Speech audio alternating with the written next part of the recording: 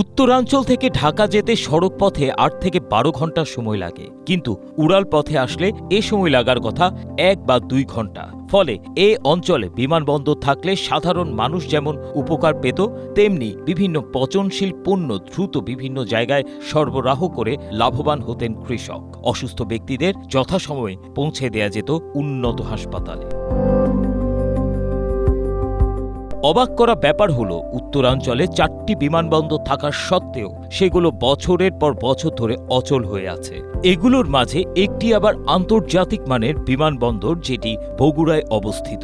জেলাটি বর্তমানে ফাউন্ড্রি শিল্প, কৃষি যন্ত্রপাতি এবং স্যানিটারি পণ্য তৈরির অন্যতম প্রধান কেন্দ্র। কিন্তু দীর্ঘদিন বিমানবন্দর বন্ধ থাকায় বগুড়াবাসীরা এবং ব্যবসায়ীরা পিছিয়ে পড়ছেন।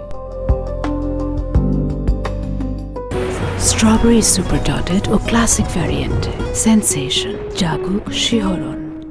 এছাড়াও উত্তরাঞ্চল জুড়ে বর্তমানে উল্লেখযোগ্য শিল্প উন্নয়ন চলছে। সিরাজগঞ্জের যমুনা সেতুর কাছে একটি বড় অর্থনৈতিক অঞ্চল প্রতিষ্ঠিত হচ্ছে। অন্যদিকে কুড়িগ্রামে ভুটানের জন্য একটি বিশেষ অর্থনৈতিক অঞ্চল গড়ে তোলা হচ্ছে।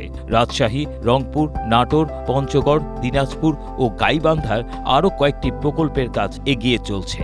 দ্য বিজনেস স্ট্যান্ডার্ড এক প্রতিবেদনে জানিয়েছে, উত্তরের জেলাগুলোতে বিনিয়োগে আগ্রহী 10টি বড় শিল্প গ্রুপকে সরকার সব ধরনের সহায়তা দেবে। ফলে বর্তমান অবস্থার প্রেক্ষাপটে এই অঞ্চলে বিমানবন্দর থাকা জরুরি হয়ে পড়েছে।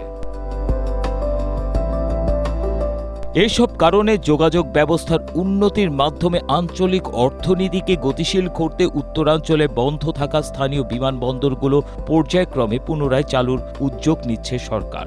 উত্তরাঞ্চলের অব্যবহৃত অ্যাভিয়েশন অবকাঠামো পুনরুজ্জীবিত করার বৃহত্তম পরিকল্পনার অংশ হিসেবে বাংলাদেশ বেসামরিক বিমান চলাচল কর্তৃপক্ষ এর অগ্রাধিকার তালিকায় শীর্ষে রয়েছে বগুড়া বিমানবন্দর।